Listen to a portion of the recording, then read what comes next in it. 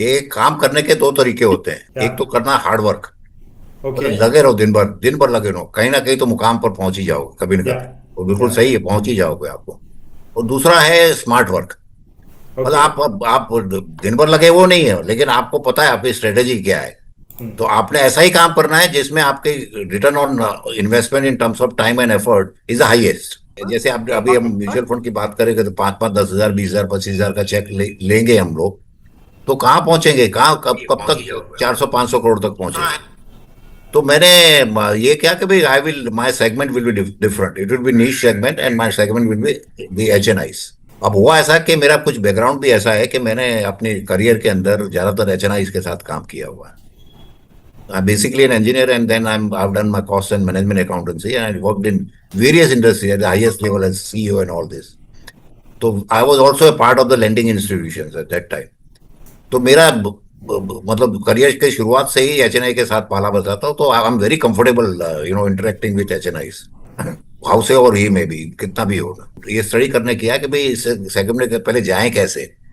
अब मैं जाके कहूँ कि उसको भी मैं तो इंश्योरेंस का बंदा हूँ, आपको इंश्योरेंस बेचने आया है, तो कहिए कृपया आप कतार में रहिए, आपका नंबर जब आएगा तब आपको बुलाएंगे। तो ये तो गवारा नहीं था कि यार आप लाइन में खड़े रहे और मेरे साथ और 10 आदमी खड़े और वो वही प्रोडक्ट को पिच करते 19-20 करके।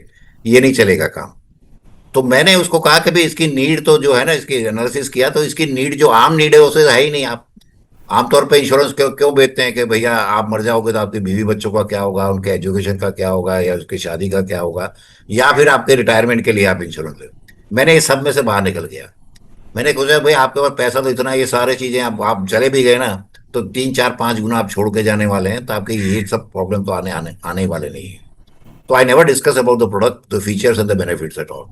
आई started discussing with only one thing, what are your risk.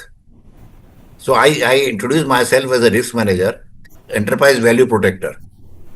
अब खाली मेरा बिजनेस कार्ड के अंदर only one line, my introduction is only Randhir Bhalla, CEO, corporate risk manager and enterprise value protector. अब आप देखिए, मैं ऐसा कार्ड मैंने आपको दिया, हम मीटिंग में गए और मैंने एक ही जस्ट वन लाइनर कार्ड दिया, एंड यूर एन एचएनआई।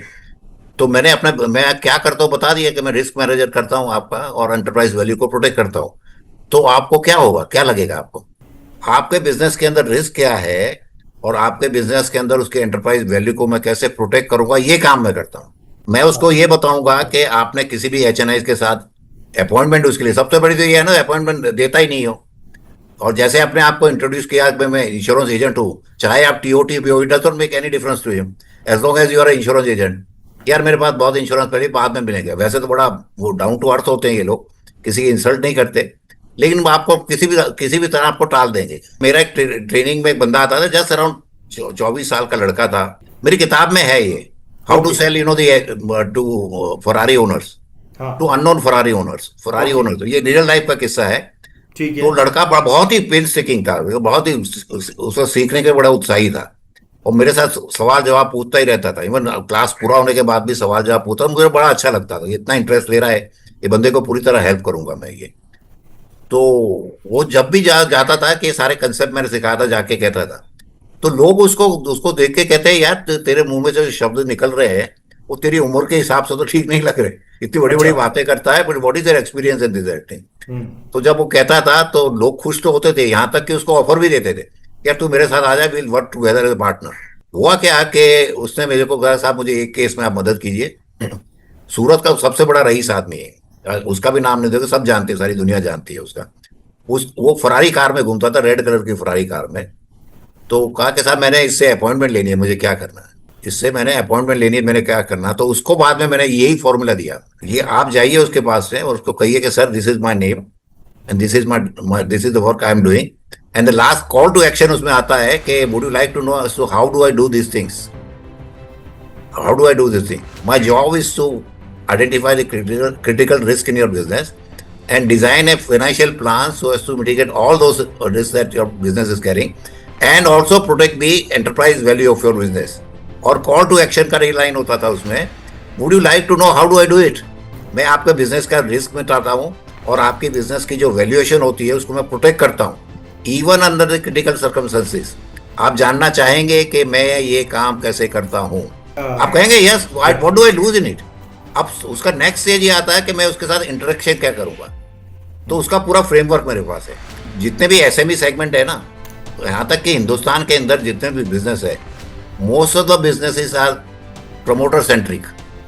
मतलब उसका करता हरता एक ही बंदा है, प्रमोटर जो है ये। तो उसको अपॉइंटमेंट मिली और उसने थोड़ा थोड़ा बहुत बिजनेस भी उसको किया है, लेकिन उसको सेटिस्फेक्शन ये मिला कि यार जो सूरत का सबसे बड़ा रईस आदमी था वो किसी को मिलता नहीं था। तो उसकी मैंने अपॉइंटमेंट ली, बड़ी राजी खुशी उसने दी। पूरा स्टेप बाय स्टेप उनको गाइड करता हूँ कि भाई आपका ड्रेस कोड क्या होना चाहिए, ठीक है, आपका अंदाज क्या होना चाहिए, आप अंदर आते हैं कैसे, how do you shake hand with him, और how you place in smile on your face all through.